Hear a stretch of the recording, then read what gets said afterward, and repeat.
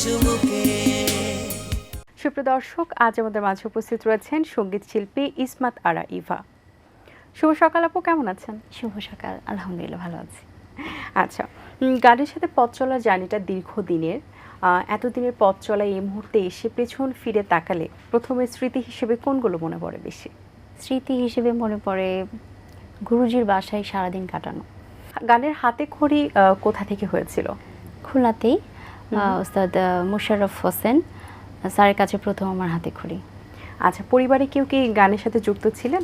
হ্যাঁ, আমার ছোট ভাইয়া শিখতেন স্যারের কাছে, তো আচ্ছা। ওকে দিতে যেতেন আম্মা একাডেমিতে, তো সেই সাথে সাথে যেতে যেতে আমিও শুরু করেছি, কখন আসলে জানি না। আচ্ছা, তারপরে গানের সাথে পথ চলার জার্নিতে আর কি কি ঘটেছে জীবনে গানের সাথে পথ চলায়? আসলে গান আমাকে অনেক কিছু দিয়েছে, অনেক মানে অনেক ভালোবাসা পেয়েছি আমি, আলহামদুলিল্লাহ। তো জীবনে সফলতাও আছে, ব্যর্থতাও আছে। কিন্তু সফলতা ব্যর্থতাকেও মনে রাখতে হয়, আবার ওখান থেকে শিখতে হয়, ওটা শেখার চেষ্টা করছি এখনও। আর সফলতা আলহামদুলিল্লাহ অনেক গুণীজনদের ভালোবাসা পেয়েছি, আর এটাই সবথেকে বড় অ্যাচিভমেন্ট যে অনেক গুণী এবং শ্রদ্ধেয় ভাজন মানুষ আমাকে মাথার উপর হাত রেখেছেন, এটাই আমার জন্য অনেক বড়। বাহ, সফলতার যখন নিজের কাছে এসে পৌঁছায় তখন তো অবশ্যই ভালো লাগা কাজ করে, কিন্তু ব্যর্থতাগুলো সফলতার কাছে পৌঁছানোর জন্য কতটুকু কার্যকরী? ব্যর্থতা কেন জরুরি? জরুরি, আজ ভুল থেকে শিখতে হয় যে ব্যাপারটা, ওটাই আর কি। ব্যর্থতা হয়তো ভুল থেকে, ভুলগুলো থেকেই শেখার চেষ্টা করি। আচ্ছা, বেশ, আমরা আরও কথা বলবো আর অনেক কিছু জানবো আপনার সম্পর্কে। তার আগে একটি গান শুনে নিতে চাই, তারপর বাকি আলোচনা। গাঙে জোয়ারে এলো ফিরে, তুমি এলে কই? গাঙে জোয়ারে এলো ফিরে, তুমি এলে কই? খিড়কি দুয়ার খুলে পথ পানে চেরোই, খিড়কি দুয়ার খুলে পথ পানে চেরোই, গাঙে জোয়ার এলো ফিরে, তুমি এলে কই? বাহ, দারুণ একটি গান, ধন্যবাদ আপনাকে।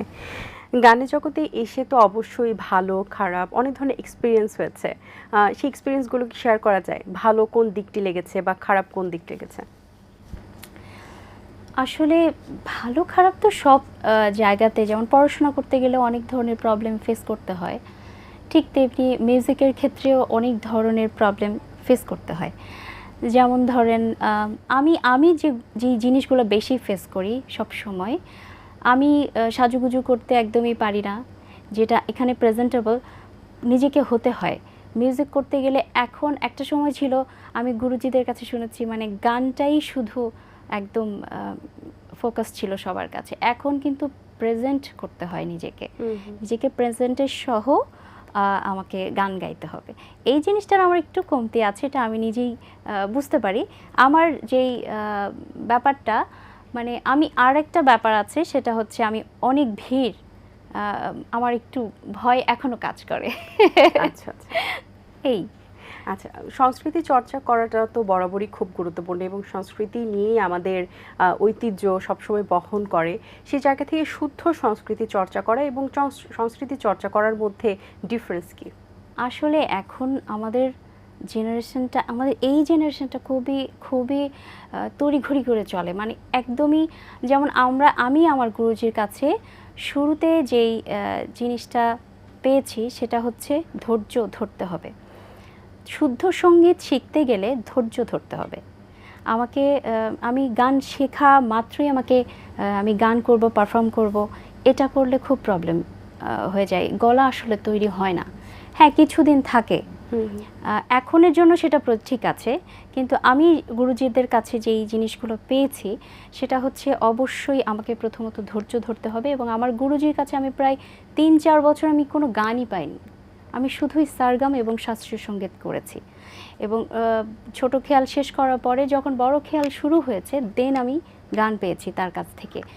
তো আসলে আমি অনেক ছোট মানুষ, এই ব্যাপারটা আপনি যে কোশ্চেনটা করেছেন এটা আসলে আমার কিছু বলার নাই এখানে, বলা উচিত হবে না। আমি অনেক ছোট্ট একটা মানুষ, তা আমি বলবো সবাইকে যেন শুদ্ধ সঙ্গীত চর্চাটা করে এবং ধৈর্য ধরে। কারণ এখন যে বাবা মায়েরা গান শেখাতে দেন বাচ্চাদের, আমি দেখেছি এবং আমি একটা সময় শেখাতাম। আচ্ছা। তো অনেক ধৈর্য কম, মানে বাচ্চাদের থেকে বাবা মায়ের ধৈর্য কম। হ্যাঁ, গান শেখার সাথে সাথে 2-3 মাস যাওয়ার পরই গান লাগবে, কারণ প্রোগ্রাম থাকে। তো আসলে আমাদের বাবা মা যেটা করেছে সেটা হচ্ছে গুরুজির কাছে দিয়ে বলছে আপনি যা খুশি তাই করেন, হ্যাঁ, যেদিন খুশি সেদিন সব কিছু করবেন। এবং গুরুজি যেদিন বলেছেন যে ঠিক আছে আজকে তুমি রেডিওতে অডিশন দাও, ঠিক আছে আজকে তুমি ওখানে যাও, উনি ছাড়া আমি একটা পাও কোথাও যাইনি। তো এই জিনিসটা আমাদের এখন নাই আসলে। চেষ্টা করছে, একদমই যে নাই তা না, কিন্তু 10%কে তো ধরা যায় না, ধৈর্যটা একটু কম, আমাদের ধৈর্য কম। আচ্ছা, এই মুহূর্তে আরেকটি গান শুনবো, কোন গান শোনাবেন এবার? গানটি লিখেছেন সমেশ্বর অলি এবং গানটির সুর করেছেন বেলাল খান ভাইয়া, আর গানটির মিউজিক অ্যারেঞ্জ করেছেন আমাদের মীর মাসুম ভাই। তুমি আসলে কাছে বাতাস ছোটে, তুমি বাসলে ভালো আকাশ ফোটে, তুমি চাইলে ফুলে গন্ধ, তুমি চাইলে মৃদু মন্দ, তুমি রাখলে কিছু স্বপ্ন, চোখে চোখে খেলে ছন্দ, তুমি হাসলে হাসে, তুমি কাঁদলে ভাসে, মনে রেখো, জানো না প্রিয়, জানো না প্রিয়, জানো না প্রিয়, জানো না প্রিয়। বাহ, দারুণ দারুণ আপু, অনেক ধন্যবাদ। সম্প্রতি এখন কাজের ব্যস্ততা কেমন চলছে? হ্যাঁ, আমি আসলে রেকর্ডিংই চলছে বেশি, মানে নিজের গান সামনে কিছু করার চেষ্টা করছি। আলহামদুলিল্লাহ আমার বেশ কিছু গান এসেছে। আমি মানে আপনাদের এখানেই গতবার এসে আমি একটা গান করেছিলাম, এখানে ভিডিওর জন্য করেছিলাম, ভিডিও করেছি, গানটা এখানেই ছেড়েছিল। আচ্ছা। তো আর চেষ্টা করছি নেক্সট কিছু ভালো গান করার চেষ্টা করছি, আর এমনি টুকিটাকি নাটক, তারপর জিঙ্গেলগুলাতে, তারপর হচ্ছে আমি রেডিওতেও আছি, বিটিভিতে আছি, টুকিটাকি কাজ করছি। আচ্ছা, বেশ। এখন তো গান বিভিন্ন ধরনের তৈরি হচ্ছে, পাশাপাশি রিমিক্স তৈরি হচ্ছে, ফিউশন দিয়ে তৈরি হচ্ছে, এই বিষয়গুলো কেমন লাগে আপনার?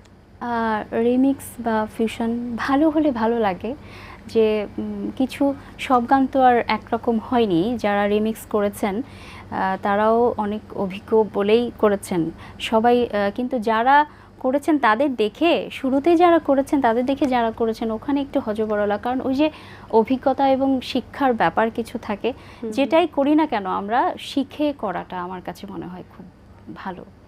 অবশ্যই। আচ্ছা, গানের চর্চা কেমন করা হয়? সকালে রেওয়াজ বা সন্ধ্যার রেওয়াজ করা হয়? হ্যাঁ, করা হয়, যেহেতু আমার হাজব্যান্ডও মিউজিকে আছে, ও গিটারিস্ট, দেখা যায় যে আমাদের ঘুরে ফিরে রান্নাঘরে, বেডরুমে, যেখানে সেখানে, ড্রয়িং রুমে গানের আড্ডা আমাদের যখন তখন হয়। আর আমার প্র্যাকটিস আসলে সত্যি কথা যদি বলি অনেস্টলি, ওই আগের যে প্র্যাকটিসটা করতাম ওই প্র্যাকটিস আমার এখন হয় না, কারণ সংসার জীবনে আসলে একটু ব্যস্ত। যেমন আমি জব করছি, আমি জি সিরিজে আছি, তো ওখানে আছি, আবার দেখা যায় যে বেবি আছে একটা, সো একটু ব্যস্ততা স্বাভাবিক, হ্যাঁ, একটু থাকতে। আচ্ছা, গল্পের গানে আমরা অনুষ্ঠানের শেষ পর্যায়ে চলে এসেছি, যাবার আগে আপনার কণ্ঠে আরেকটি গান শুনে আমরা বাড়ি ফিরবো। কোন গানটি শুনছি আমরা শেষে? আচ্ছা, এটা হচ্ছে সাইদ মালিক ভাইয়ার কথা এবং সুর করেছেন অভি আকাশ, আর গানটির মিউজিক অ্যারেঞ্জ করেছেন মুশফিক লিটু ভাইয়া। চোখ পড়িলেই চোখে স্বপ্ন ভাষায় স্বপ্নে ভাসে অজানা এক সুখে, চোখ পড়িলে চোখে, চোখ পড়িলে চোখে, কাঁপন ধরে বুকে, ইচ্ছে করে তোমার সাথে হারাই প্রেমের সুখে, চোখ পড়িলে চোখে। চোখের তারা চেয়ে দেখি আকাশ ভরা নীল, নীল আকাশে করেছে দেখি তারার ঝিলমিল, সেই তারাদের ভিড়ে তোমায় হারিয়ে কাঁদে ব্যাকুলে দু চোখে, চোখ পড়িলে চোখে, চোখ পড়িলে চোখে, কাঁপন ধরে বুকে, ইচ্ছে করে তোমার সাথে হারাই প্রেমের সুখে, চোখ পড়িলে চোখে। বাহ, অসাধারণ। অনেক অনেক ধন্যবাদ আপু আপনাকে। চমৎকার কিছু গান শুনিয়েছেন, চমৎকার একটা আড্ডা হয়েছে। ধন্যবাদ অনেক আপনাকে, শুভকামনা অনেক রইল আপনার ধন্যবাদ। জন্য। ভালো থাকবেন সবসময়। আমি এটিএনকে ধন্যবাদ জানাচ্ছি, আমাকে এত সম্মান করে এত ভালোবেসে। আমি কিন্তু প্রতি বছর একবার করে হলেও এখানে আসি, হ্যাঁ, তো এই জন্য আপুকে অনেক ধন্যবাদ। আর দর্শকদের জন্য বলবো ভালো গান শুনবেন, আর যারা ভালো গান করে প্লিজ তাদের একটু ইন্সপায়ার করবেন। দর্শক, আশা করছি আজকের আয়োজন ভালো লেগেছে। আজ এই পর্যন্তই, দেখা হবে আগামী পর্বে নতুন কোনো অতিথির সঙ্গে। সেই পর্যন্ত ভালো থাকবেন, সুস্থ থাকবেন, এটিএন বাংলার সাথেই থাকবেন। সকলকে আল্লাহ হাফেজ। দিন আসে দিন যায়, সময়টা চলে যায়, তবু আছি এই বেশ ভালো। জীবনটা রঙময়, যেভাবেই হওয়া চাই, নয় কবু সাদা কালো।